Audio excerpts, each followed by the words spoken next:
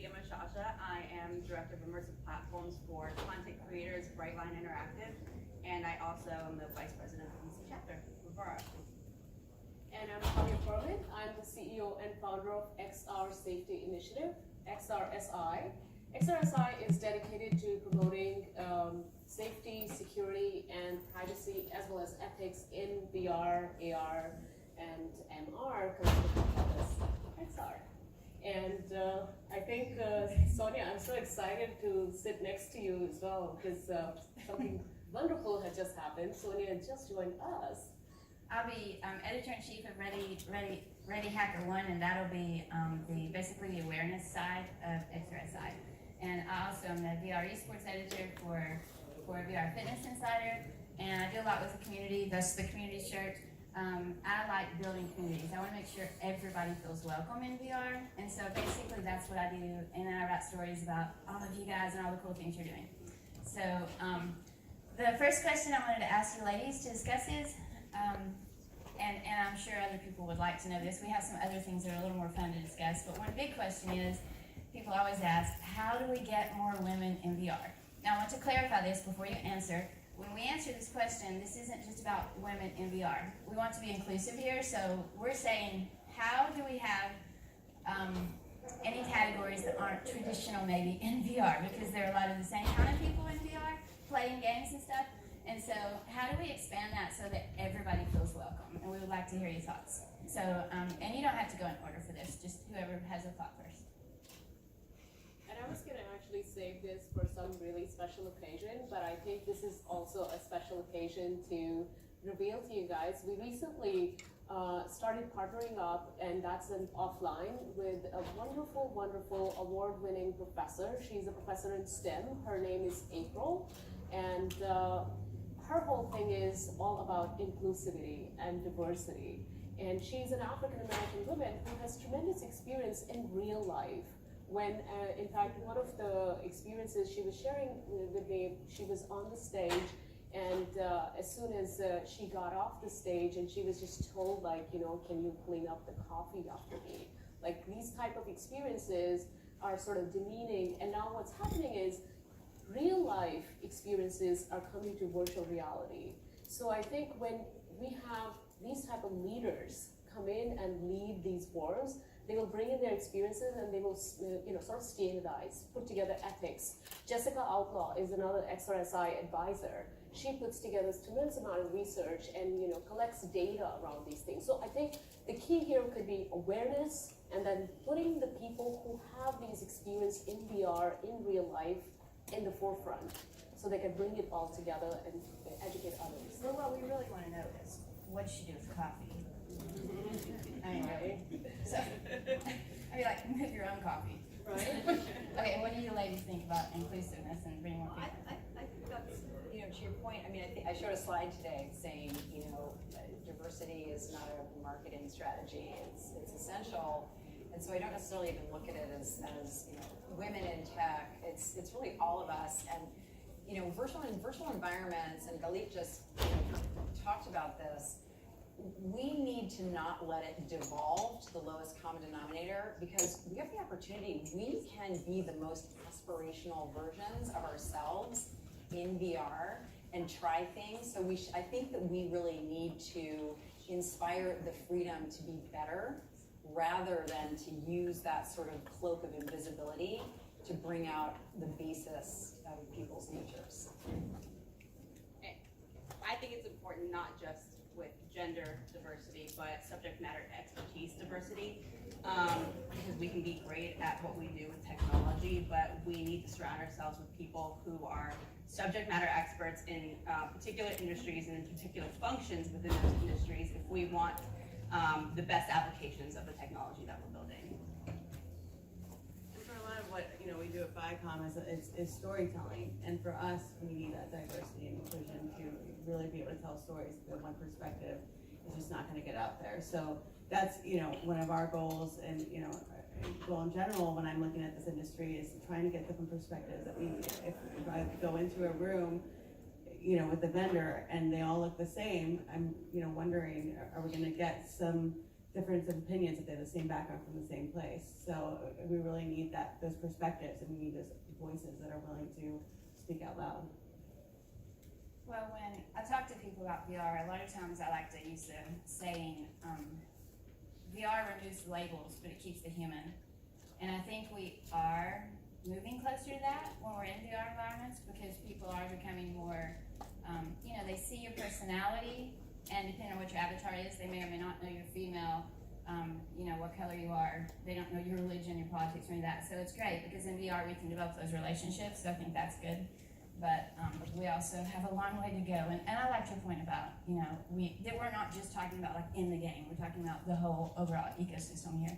So the next question is a little tougher. I want to make sure that we don't focus on the negative, but I would like for each of you, if you'd like, to share maybe an example of where there has been a problem or an issue or a challenge being a woman in VR or the field XR.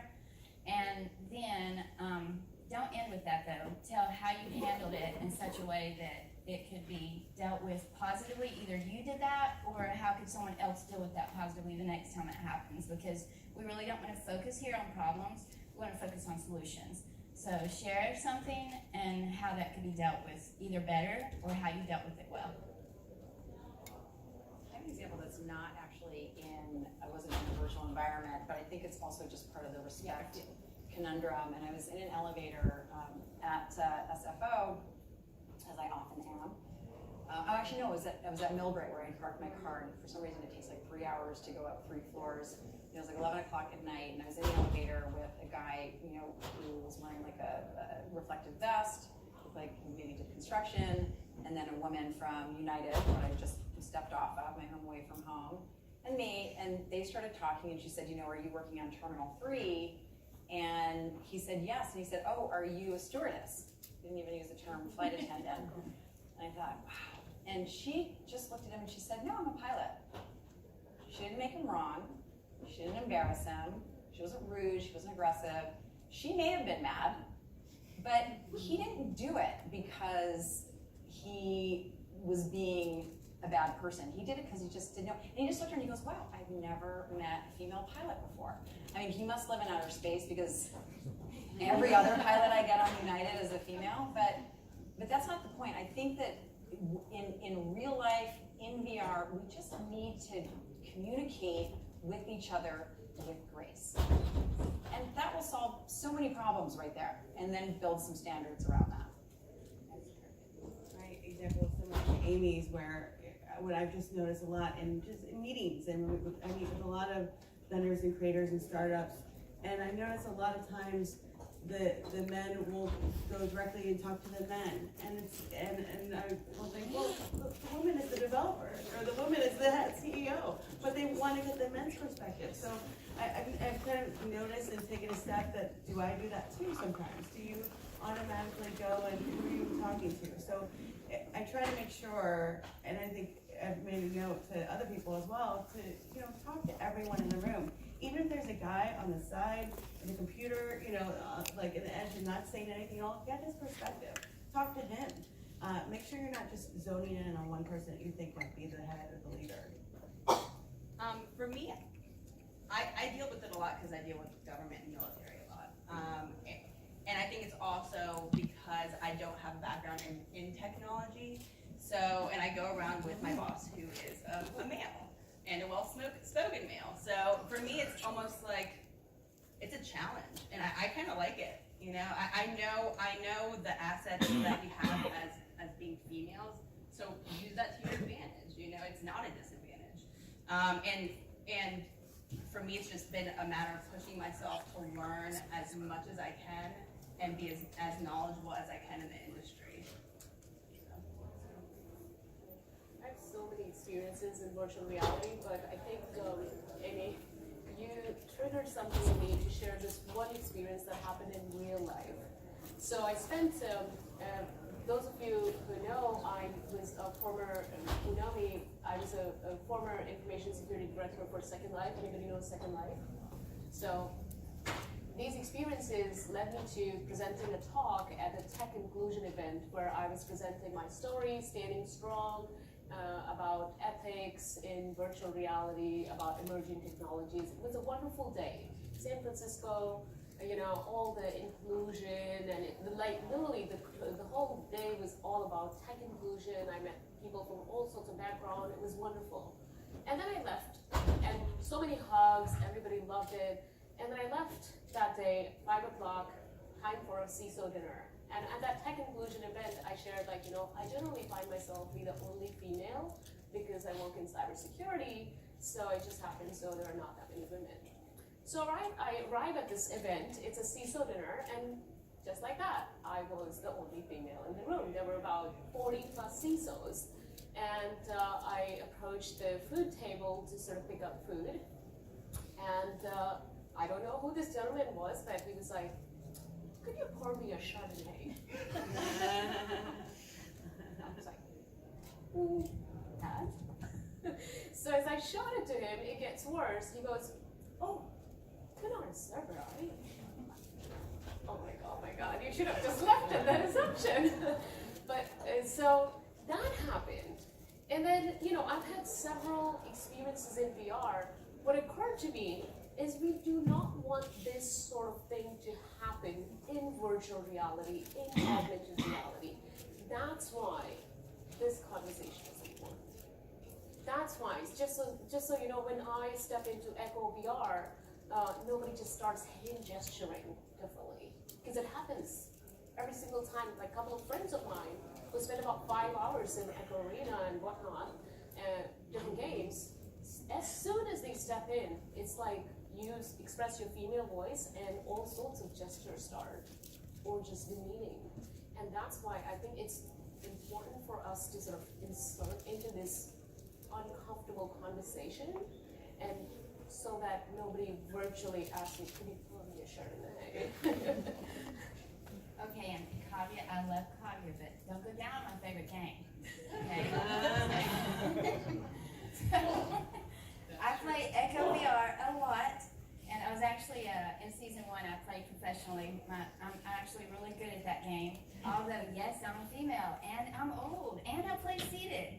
So, I don't like stereotypes, because you just never know who's on the other side of that headset. And so I love the game. Kavya brings up some good points. When we first started out of beta, in that particular game, for example, you have full body. So like a lot of the social experiences now, you only have waist up or arms. That's for a reason. It's because society isn't ready yet to have people out there that you can touch and grab, apparently, because people are going to. And so, fortunately, in Echo, they have the full body, and it's awesome. It's very realistic. You feel like you're really there. So it's the most immersive experience, I think. But we actually worked with the devs early on to try to avoid some of these issues. Like, I love the fact you guys were talking about real life scenarios, but like in VR, this is a good scenario because it takes everybody working together, because you're not just trying to change how the games are made. We're not just trying to change what people do. We're trying to change attitudes here, and that's a lot harder work, because traditionally, we've kind of got to the point where you might have a little more respect in a real life scenario, even though obviously there's still issues, as all of you guys have shared. But in flat gaming, how you can see the screen and people might think certain actions are okay. Maybe it's okay to teabag or do something like that on a flat screen. That's not okay in VR when it's your body and you're feeling like somebody's really groping you. I mean, that's no fun to anybody. So, we've really tried to work hard. It's not about putting bubbles around yourself. And so my big thing is I always tell people, it's like going to the grocery store.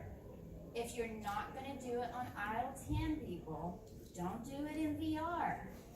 It's just kind of common sense. You just don't do that. So that's my take on it from the in-game perspective.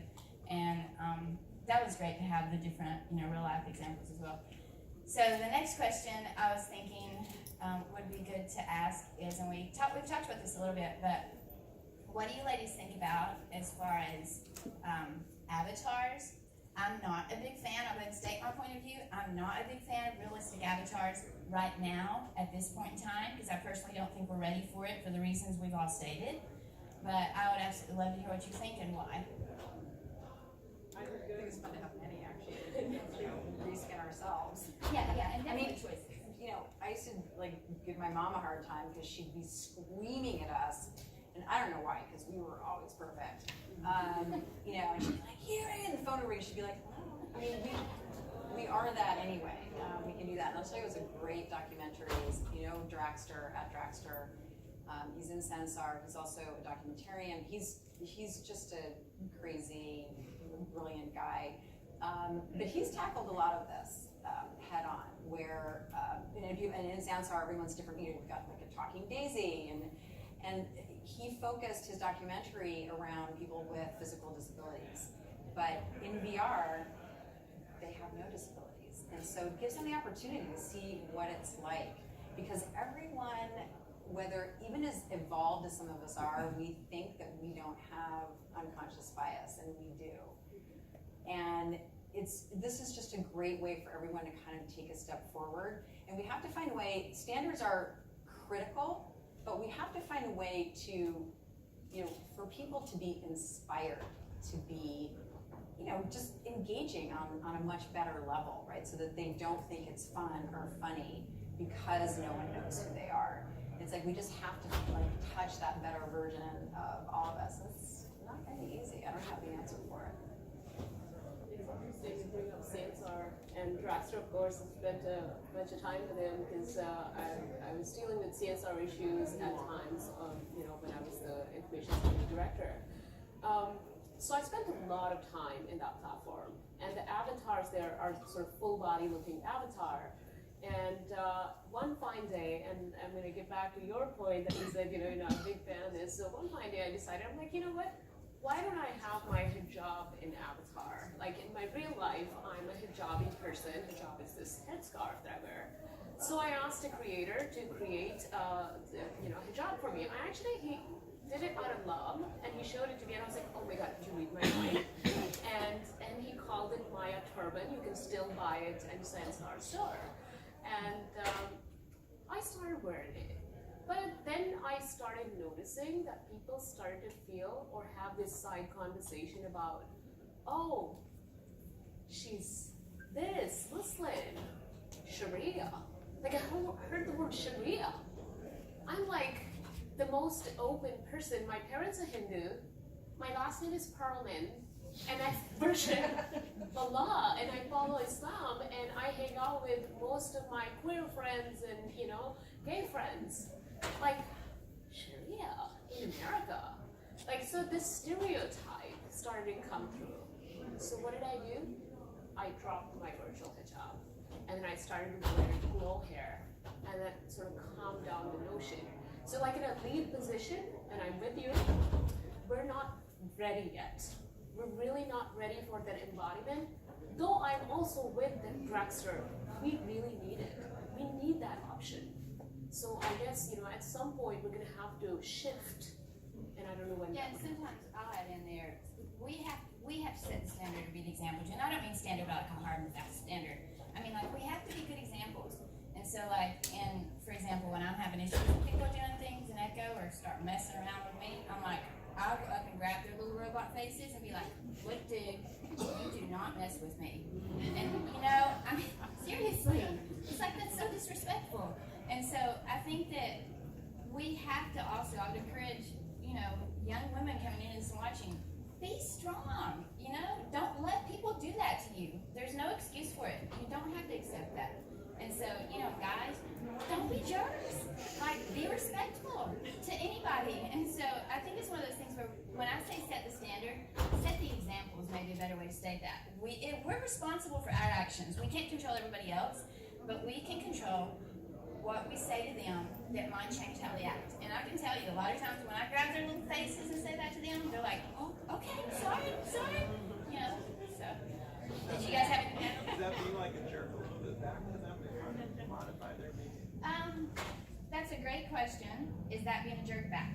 So let me preface this by saying, I don't start with that. I start out by saying, you know, hey, don't do that in here. This is a friendly place. We don't like that. And if they keep doing it, I'll say something like, you know what?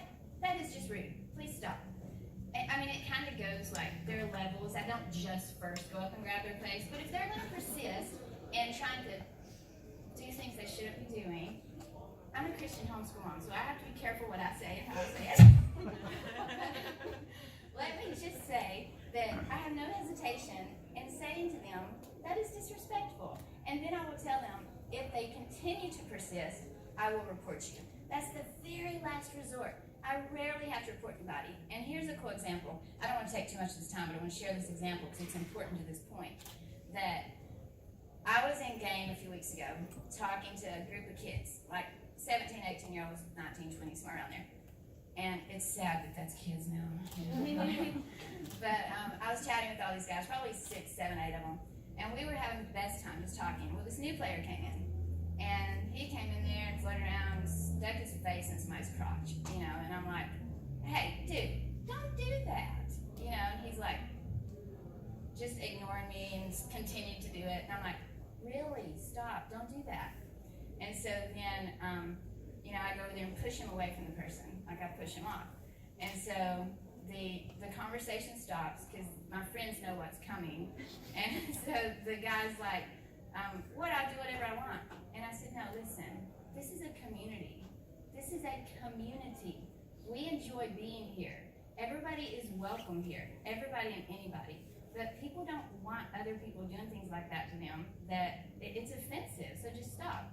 And so somebody else, another new person came and said, oh, leave him alone. This is the point of this story that I love. Those guys I was talking to, young, teenage, young adults, one of them said, no, you leave her alone. She loves this community and she loves the people in it. And you let her tell him what she needs to, because if he doesn't listen, he's going to get reported. It's important. That's an important thing, because there's a transition being made. We can change how people think in VR. If we get them to think like this is real, because they're so immersive, then we can actually affect that experience for everybody coming after us, which hopefully is our goal. We don't want this just to be good for us. All the tech people can talk among each other all day, but unless we start bringing other people in, then you guys aren't gonna have jobs in 10 years. It doesn't matter to me, I don't get paid. But I still want to play VR, so.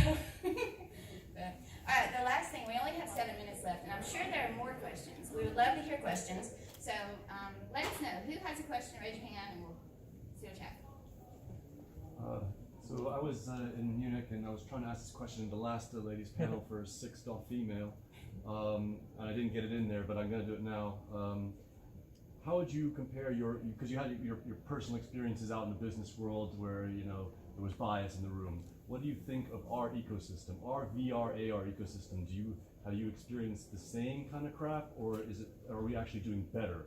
Are we an improved community because whatever we've done to do it, or is this enterprise stuff that's going on next door really still messing with us? Do we have the tools in our toolkit with our community to do better? Yeah, I was actually just making this analogy to Tyler, my boss, the other day, where I feel like the immersive technology ecosystem is very similar to that of women in tech and in their community, where it's very niche and small, so everybody's very supportive of one another, because we know that if we're supportive of one another, it's going to help the industry, it's going to help the community of women grow together. And I think in that sense, I find a lot of commonalities between what we're doing with the association and with the immersive technology ecosystem, and particularly women and bonding over that. I think it's very different though between being in VR, in a games or social environment versus like in business. I think we actually do a pretty good job on the business side. I haven't felt disrespected. I know that notwithstanding dealing with the military, sometimes that's a little bit different, and I have had that kind of, oh wow, little lady can conjugate verbs correctly, and pat me on the head, and I'm just like, first of all, I'm taller than you need to go like that, and second of all, let's. But I will tell a story about Philip Rosedale and Charlie Fink and I were in Boston, and they said, you've been a woman in business for a really long time. Surely you must have had, some dumb guys like make horrible comments to you. And I said, never from the same guy twice. And that's not because I'm threatening. It's because I drew a line in the sand. And I said, and I know Julie Smithson's daughter will do this, and any of you others who have kids, we just need to stand up for ourselves, right? I mean, I think that's it. And we need to do it in VR as well, and that's what Sunny's doing. When I hear you guys talk also, I have a VR lab, and so sometimes I wonder how to get more women to participate in learning VR and becoming interested so they become developers and so forth. So for a few years, I didn't know how to get women to come in, and I had to teach them to be interested by exposing them to that, but how to keep them engaged and participating, I suspect, is a cultural thing somehow when we create an environment for developing VR projects, immersive stuff, and technology in general. Maybe what are your thoughts about how to attract more women to not feel maybe put off by some of the, I don't know, the cultural aspects of technology that always seem to reoccur as a theme in education and industry? Well, I think, I mean, we're starting from the beginning right now, you're seeing a lot of girls coding more, there's girl Legos, we're trying now we're all realizing that we need to start when these girls are young, and not say you can play with dolls, and these kids can build. And that's what we're trying to do. We're seeing the girls with coding, these efforts, girls can code, girls can do this. So I think that we're starting from the beginning, and having maybe some more VR technology for children that's targeted for both genders or all genders. It is key to get them interested and realize that they can do this. And even I think about all my nieces who are really into AR and filters, and saying you can develop these, you can create these. So I think finding what they're interested in and making it accessible and realizing that they can do it, but you gotta start from the beginning. Yeah, and you've things, if you have a lab, I'm assuming you have games and things there. We do, sometimes we play games. Yeah, so I would also recommend for anyone trying to attract ladies or young girls or whatever to whatever it is you're doing, make sure you are familiar with your options. So, like, for example, and this may be a little stereotypical, but some women don't like certain types of games, some guys don't like certain types of games. Talk to your person, get to know them, ask them what they like, be familiar with your options, and then offer them to play those or do those. I mean, of course, Be Safer's always good, because I don't know of anybody that doesn't like it, but beyond that, you have a lot of different things you can choose from. So, other questions? I just wanted to bring up a point that kind of tied to this gentleman's question. And next week I'm hosting the same kind of panel event in Toronto, and it's called Women in Getting to Business with the Women in XR, similar to what you guys are doing. But the conversation I'm leading in our panel is about talking about those roles that are not technical, that are not about coding or robots, that kind of build that stigma to what the guys are all dealing with, right? And I guess my question to you is, to support that conversation, is what are some of the jobs that are out there that are not technical to bring in the interest of the next generation to be part of this? So maybe each of you could just, ream off something that, other people can think about, oh, that's a part of this industry too, project manager, it's about logistics. Women are great at logistics, right? And I think it's about promoting how all that pieces together in these XR project strategy. Go to market, anything on the business side. Exactly. Even on the design side, have women user test your product. If you're just user testing men, then probably just men are gonna wanna play it. So yeah, and I think it's not even about steering them in the direction towards tech or away from tech. It's like, you can do any of it, and how can we actually support you? But it's business 101, and we all have, what are your personal strengths? Like, I like to live in an Excel spreadsheet, so I am good at those sort of strategic, forward-thinking, go-to-market sort of strategy. I'd probably be good at coding. I just can't sit that long. Like, already on the plane, I'm like, I gotta do something. But yeah, I would just say it's what do you want to do? It was the question I asked today. What do you want to do in 5 years? Don't ask people what they do. What do you want to do? Yeah, find your passions. To find people that are doing those exact same things and stick to them. One thing you mentioned, which was interesting, saying asking what they prefer to do or what activities they like best, for example. And you know, you mentioned that as well. And when they do tell you, you put them in those positions. And you said that thing about logistics and organizing, for example, in our lab, the women manage the projects, and we have a lab manager that's a woman, and they really much control all the activities of the lab and far more concisely than men tend to do, because they have sometimes we're micro-focused, like you say, with coding and stuff. So I think it's letting women feel comfortable that they can kind of take over and see holistically the processes and kind of steer the effort instead of having to be. Yeah, and two big things with kind of in link with that and what Amy said.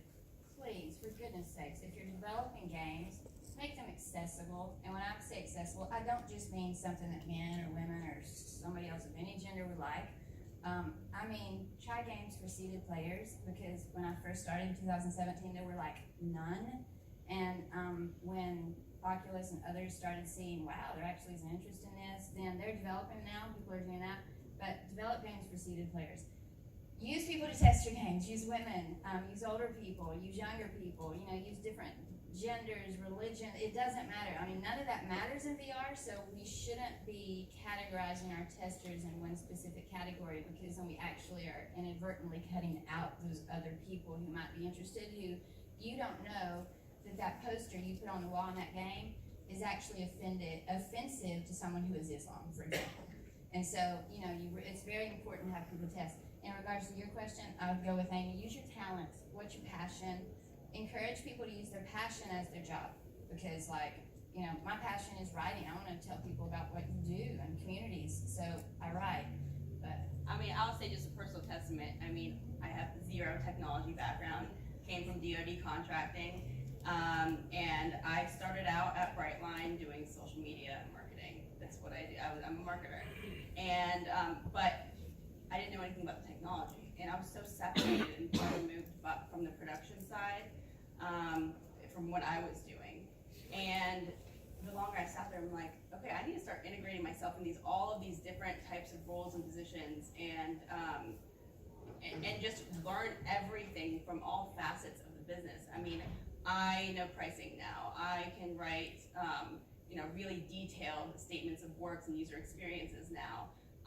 I am, you know, we're hosting technology regroups internally, so, you know, our BD team can collaborate with our production team and our lead devs, so we can communicate what we're hearing to our product team, and they can tell us if what we're saying is, or telling our clients is on par or not. And I'm learning just a lot of back and forth communication. I'm learning a lot that way, and just inserting myself in these different roles that are outside of my general, you know, job description. we're sisters, Sophia. You know, Sophia and Sonia. My name's Sophia, but I'm not a tech person either, so I love it. It's great. It's awesome. You don't have to be a tech person to help the VR industry. That's great. I love it. So we are out of time. We're actually negative time, so it's bad. But I think all the ladies here, we can answer your questions if you have any. Just catch us after or sometime later today, tomorrow. And thank you guys so much for coming to our fireside panel / talk discussion. Wrong moderators. We're glad you came.